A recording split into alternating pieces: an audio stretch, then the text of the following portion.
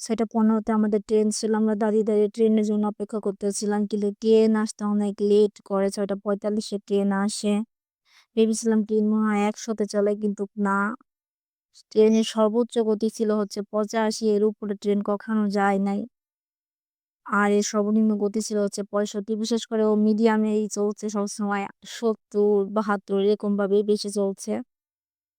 আর train journey হচ্ছে এটাই আমার সর্বপ্রথম।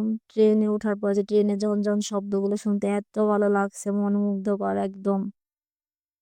ট্রেনে বসে, বসে আমি শুধু বাহিরের প্রাকৃতিক দৃশ্যগুলো দেখতেছিলাম আর বাতাস উপভোগ করতেছিলাম। কারণ আমি কখনো ট্রেনে উঠিনি, এটাই আমার ১ম জার্নি ছিল।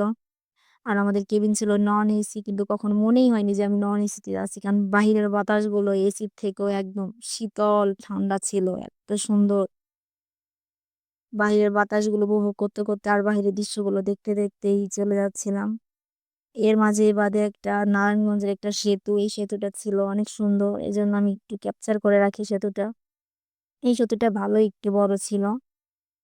আশেপাশে ফাঁকা জমিগুলো আরো মনোমুগ্ধকর ছিল। ফাঁকা জমিগুলো দেখতে এত ভালো লাগছিল দূর থেকে, কি আর বলবো। এর মাঝে আমি একটা শুট নিই, এই শুটটা নিতে যেয়ে আমি খুব ভয় পাইছিলাম।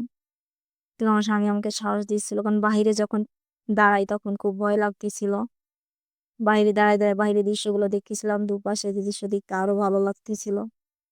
আমাদের ৫ ঘন্টা পর ট্রেন বিরতি দেয় ২০ মিনিটের জন্য চট্টগ্রামে এসে। এখানে আমরা নেমে একটু হাঁটাচলা করি। পর আবার আমাদের ট্রেন তার গন্তব্যে চলা শুরু করে। আমাদের গন্তব্য ছিল হচ্ছে কক্সবাজার যাওয়ার। মাঝখানে আমাদের একটু খিদা লেগে যায়। পরে আমরা ট্রেন থেকে খিচুড়ি অর্ডার করি, চিকেন খিচুড়ি। এটা খেতে, খেতে বাহিরে দেখি যে লাল, লাল পাহাড় চলে যাচ্ছিল, যেটা আমি বইতে সবসময় দেখছি। বাস্তবে দেখা হয়নি, এটাই বাস্তব ১ম দেখি।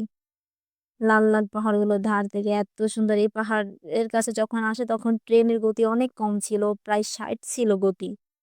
কারণ পাহাড়গুলো হয়তোবা আমাদের দেখতে যে পাহাড় দেখতে, দেখতে কখন জানি চলে এসেছিলাম স্বপ্নের রাজ্যে কক্সবাজার। কত স্বপ্ন ছিল কক্সবাজার আসার, সেই স্বপ্ন পূরণ হলো অবশেষে। সবাই ভালো থাকবেন। ধন্যবাদ সবাইকে।